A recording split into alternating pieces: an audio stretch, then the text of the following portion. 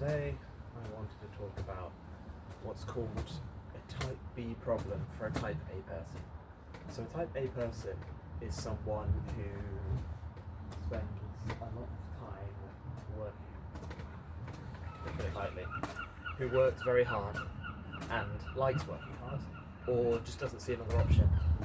And a type B person is the opposite, a person who who society would say doesn't work hard enough.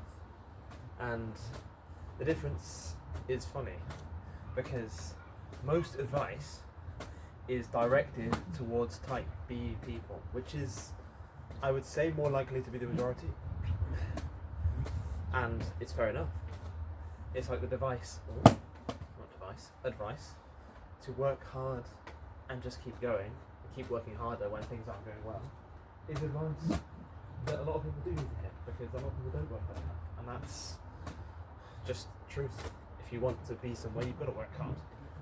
But then there's people who already work hard, and they hear this and they use it as justification to work even harder. And that's great, because working hard is cool. There's a very strong culture of working hard, especially in the UK. But that's awesome until they burn out, until it stops working and they get into this irreversible place where they just have to stop altogether because they can't work, because they work too hard. And the people who will listen to the "you need to work harder" advice are mostly the people who are already working hard enough. And that's the funny thing. It's those people are more likely to need the advice of taking it easy. But then the people who hear that are the people who heed to that advice are going to be the ones who already take it too easy. It's just like dichotomy of giving one size fits all advice. You just can't, because it's difficult. I mean, you can, but you have to caveat that it won't apply to everyone. So I can just say, oh yeah, take David Goggins mentality, work ridiculously hard, no days off, just keep going.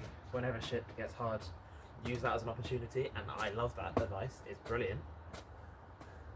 But there are people who already work ridiculously hard and are going to end up hurting themselves, because there's a quote that you're not overworked, you're just underrested. And I feel like that applies to a lot of people because they like working hard. Working hard is easy. If you ask them to take a day off, that would be impossible.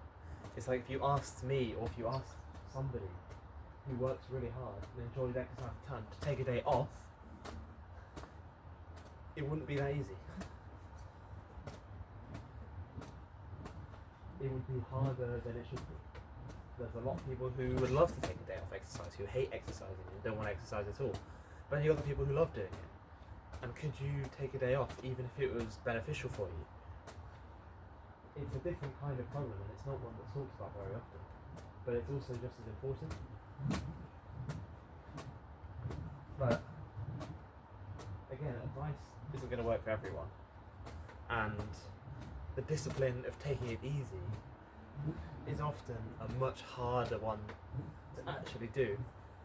It's like, say you have a strength plan that involves easy week where you don't go as hard. I mean, that's what Olympic weightlifters have done and possibly still do.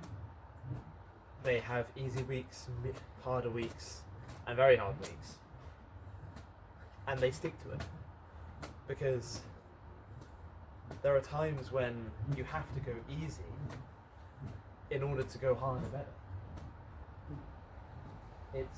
They study Olympic athletes and they find that most of their training is done in a very light zone, and they don't go very hard until they absolutely need to.